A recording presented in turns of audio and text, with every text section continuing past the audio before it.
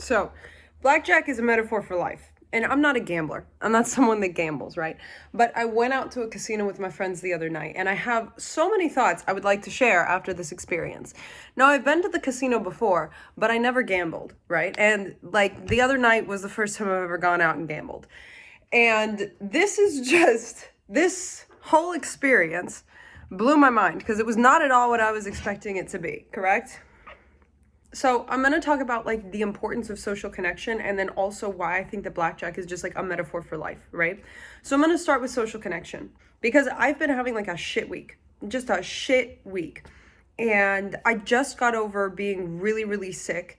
This is the first time I've gone out with my friends in a really, really long time. And it immediately fixed my mood, immediately fixed my overthinking, immediately made me feel like 1,000 times better because isolation is actually 6 times worse for you than drinking. Like drinking 6 alcoholic beverages a day is better for you than being in isolation. And me being very introverted and very socially anxious, I always forget and unappreciate how important being around others is because human beings were wired for connection. Like literal happy brain chemicals are released when we're around other people. Even if you're someone like me who again is very socially anxious, doesn't really like being around people, you still get a little hit of like dopamine when you're around other people. Or at least I like being around the people that I feel comfortable with. Like I like being around my friends. And whenever I feel like shit or whenever I'm in a bad headspace, I always run through a list of everything I can do by myself to make me feel better. Have you drank enough water, Bailey? Have you slept enough? Let's go for a walk. Let's go for a run. Let's write. Let's read a book. Like I have this big long checklist of things that I'll do to make myself feel better if like, let's say I'm feeling depressed or sad or down.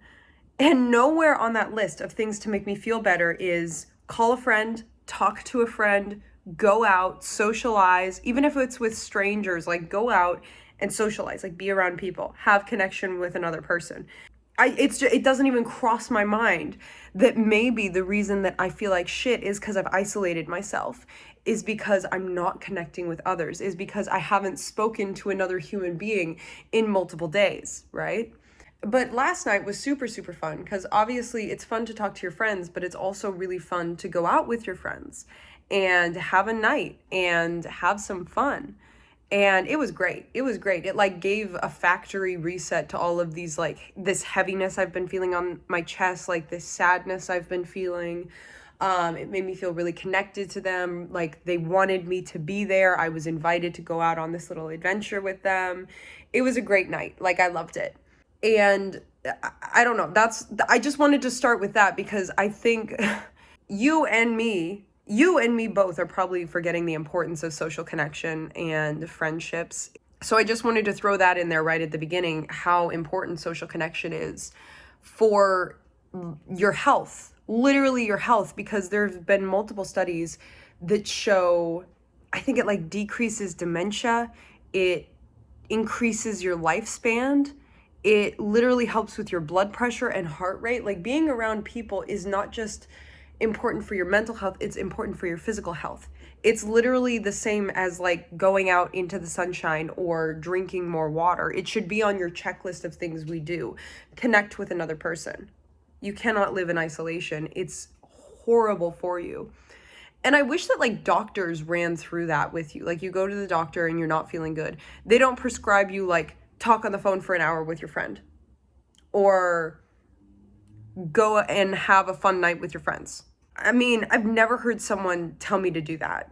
Like, oh, you're feeling down and you're feeling like borderline sick, because you can feel sick from being isolated because there's a very thin veil between what you're feeling emotionally and what's happening physically. Like, I've been feeling so sad before that it like put me in physical pain, right? Like we've been through heartache, you and me both. We've been through such intense heartache that it literally makes our chest ache, right? So if emotions can turn physical, then when you isolate yourself, obviously that isolation is going to eat at you so much till your physical health takes a toll. This isn't me just saying this like metaphysics. There are actual studies that show that isolating yourself is fucking awful for your health. You cannot exist by yourself. And I'm telling you right now, if someone like me that used to go weeks without talking to people, you can do it. Like, if I can learn how to talk to people and how to get over my social anxiety and how to be a little bit more extroverted, so can you. This isn't me just standing over here saying, oh my God, connecting with people is so easy. It's difficult, but it's so good for you. The same as eating your vegetables is difficult, but it's so good for you. So I just wanted to highlight the importance of social connection. But moving on to my second point, why blackjack is a metaphor for life. So I'm sitting there at these tables, right? And I've played blackjack with my friends before. They've taught me how to play it before this moment has transpired. And I'm still sick, people. I'm so sorry. They've taught me how to play this before, so I know the rules. We've gone over strategies. I'm aware of like how to play this, but it's a lot different when you play blackjack like in person, right? As I'm sitting there at that table, like, you guys know me, my mind is always thinking of something. I'm never just stagnant. Like, if I'm sitting at a table, if I'm sitting, I'm standing, my brain's thinking about like 3 things at once. So I'm sitting there at that table and I'm like, this really is a metaphor for life. This whole table is a metaphor for life. Because it's like, you can kind of guess which card is going to come next, but you're not going to get it 100%. And you can kind of anticipate like, oh, maybe they're going to get this card. Maybe this is going to happen. Maybe that's going to happen. But you're not 100% sure. I mean, even the dealer doesn't really know what's coming next. All we're doing is we're putting these cards in front of us. We're betting money on it. And then we're seeing what happens. That's literally the name of the game. But that's the name of the game of life. You get the cards you get and you take risks and you get rewards, or you lose it all. That's life. You are sitting at a table, the table of life, and the dealer, God, is just handing you whatever cards are supposed to come next. This dealer is just putting the cards in front of us, and we are hoping for the best. And of course, you can kind of anticipate, like, if they're getting high cards over there, you're most likely going to get a low card. Or if they're getting face cards, maybe you won't get a face card. You can think it through. You can have a strategy. You can put more money in the pot. You can take more out. But at the end of the day, you get the cards you get. And then I started thinking even deeper. We're on to the second round. And I lost, right? Like, I lost my money. I can't think about that first round anymore. I have to let it go. Like, it happened. I had a loss, right? But the dealer's shuffling cards, and it's like, you have to put your chips in the middle or else you're out of the game. You have to keep going. Like, you have to keep playing. And obviously blackjack is a little different because it's like you can stop playing whenever you want. Life's a little different. You got to keep playing, right? So I'm sitting there and it's like I could keep thinking about that first round and about everything I lost, and I could think about like, damn, I lost that money. Fuck, I can't believe that. That was horrible. That was awful. I don't want to play anymore. I want to give up. I don't want to do this anymore. Or I could be like, okay, let's move on. Let's put the money back in. Let's try again a second round. And the thing is I ended up winning that second round, and I kept going and I kept winning. But it's like, if I had given up at the first sign of failure, if I had given up just because I failed one time, I never would have actually won. And I think that's a really interesting metaphor, because sometimes you got to lose in order to win, or sometimes you got to lose 5 times and then you start winning. But it's like the cards that you are dealt are the cards you're dealt. You can't yell at the dealer and be like, what the fuck? Why would you give me these cards? Like, what the hell? Why did you do this? And the dealer's up there like, and the dealer's sitting in front of you like, hey buddy, I'm just dealing the cards. I'm literally just giving you the cards. I'm giving you the cards. I'm giving you the cards. That's it. That's my job. And it made me think, because you guys know that I'm really stuck in the past. You know that I am very, very stuck in the past, and I'm stuck on so much that I've gone through that I don't fully understand. And here's the thing, everything in my life makes sense. Like, I can look at it logically and be like, I know why things had to happen the way they did. I was being planted, I wasn't being buried. Everything works out for a reason. Rejection is redirection, yada, yada, yada. But I'm still so mad. Like, there's still a lot of anger in me and a lot of fear in me that I can't seem to let go of. And for some reason, watching this blackjack table is a metaphor for life. And it fixed something in me, because the dealer is just the universe, and you're just sitting at the table and you're being given cards, right? And sometimes you win and sometimes you lose, but you always have to keep moving forward. And it moves so quickly that like you can't stay hung up on what happened 3 rounds ago. You have to focus on what's happening now. You have to look at the cards in front of you. Like you got a 3, you got a 7. You can't think about last round when you got blackjack. You won last round. Cool. Now you got a 3 and a 7 in front of you. What are you going to do with that? And being in this mentality, this blackjack mentality, kind of healed something in me, because why don't I have that mentality about my life? Like, I can't think about what happened 3 years ago. I can't do that. I'm a different person now than I was then. And I'm dealing with different life circumstances than I was then. And I can't be angry about the losing because I'm going to miss out on winning just because I'm focused so much on what happened the last round, right? And I'm like, fuck. I got to stop thinking about the last round. I got to focus on what's in front of me. And what's in front of me are actually really good cards, right? Like what's in front of me are quite possibly some of the best cards I've gotten in my entire life. I'm sitting in front of a fucking 21. I'm sitting in front of a fucking blackjack. And I'm mad because 3 rounds ago I lost. That doesn't make any fucking sense. Because I mean, that happened in the game. I got blackjack. And I was sitting there and I was like, I'm not worried about 2 rounds ago when I lost. Because right now I'm sitting pretty, right? Like I doubled my money. I made my money back and more. I'm doing good. I got blackjack. I'm fine. I don't care about 2 rounds ago when I lost because right now I'm winning, right? Like I said, that's what I do with life. I ruminate on what's happened in the past. Who is that helping? The rumination, the worrying, because it's gone. Those cards that I used to have, they were already swept up and they're put in the pile, ready to be shuffled and doled back out. There is no going back. There is no correcting that situation. There is no correcting the round that I lost. There's only going forward. What's in front of you, Bailey? Blackjack. You got great cards in front of you right now. So you need to sit and you need to savor that, because in a moment, those cards are going to get swept up, and honey, you might go back to getting another fucking 13, You might get shit cards next round. Who knows? No one, not even the universe, not even God knows what's next. Roll with the punches is what I'm trying to say. But then also, we're not in control of what cards we get in life or in blackjack, because whatever is laid out before us is what we have to deal with. Like the person next to us can't deal with it. We can ask their advice, but at the end of the day, we get to decide what we do with those cards. They're up to our decision. And also, like, success and failure, it's kind of in our hands because we have a decision to make, but there's a risk and there's a reward to every decision we make. So success is not always guaranteed. Where these cards that are put in front of us, we have a decision as to what we want to do with them. We don't get to choose our situation, but we get to choose how we respond to it.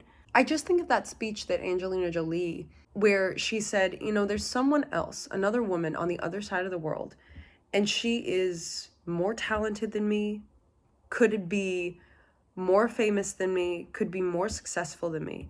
But because she was born halfway across the world in different circumstances, she doesn't get the life I do.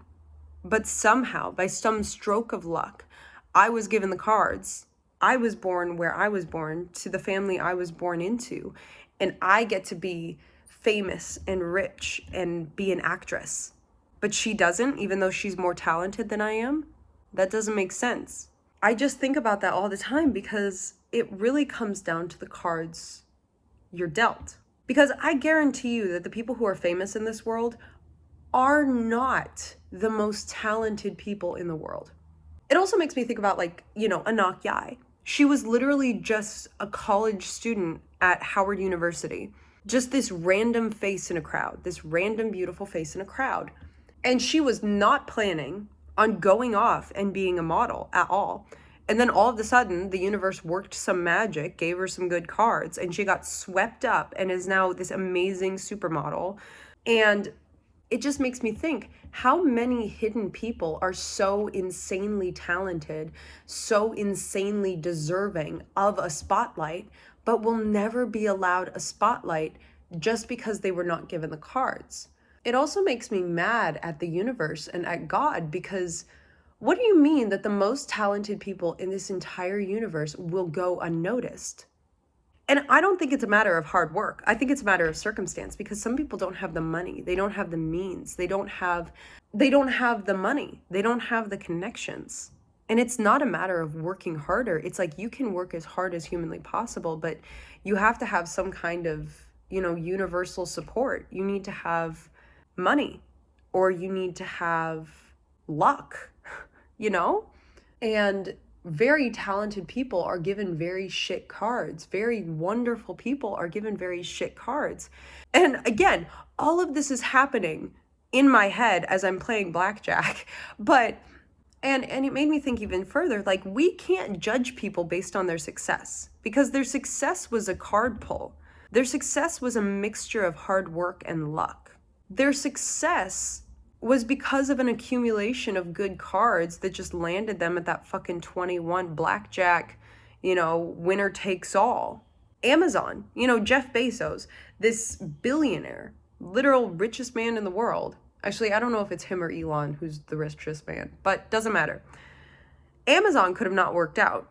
You know what I mean? That could have not worked out at fucking all. Few bad moves, company didn't work. Or Facebook, like few bad moves for fucking Mark Zuckerberg, and the whole thing could have not worked. There's always those few moments, those few opportunities that were a mixture of hard work and luck that paid off in the end and allowed them to have these billion-dollar companies. That's literally how it works at the end of the day. You can work as hard as you want for something, but sometimes it doesn't work out purely because you get bad fucking cards. And it made me think even further, what even is a successful person then? Can we really judge people based on their success? We're judged based on our character, not our success. In my mind, I've always thought that to be a good person, you have to be successful at something. The most successful people in this world are not good people. Like, the people at the top of fields, they're very corrupt. And they don't do things that are very good. Like, they're bad people, like, at their core. And you have to judge people based on their character, not based on their successes, because I've known some people who were the best fucking people in the entire world, but they just kept getting dealt shit cards. Shit fucking cards. And they were some of the best people I've ever known, but they were just in bad circumstances. Right now in my life, I wouldn't call myself successful. Like, I don't feel successful. I feel stable, and I feel happy, and I feel loved, and I feel cared for. Do I feel successful? Not necessarily in a traditional sense. I'm not a millionaire. I don't have $1 billion company. I don't have a flawless career. I don't have anything that I can show off on my resume, right?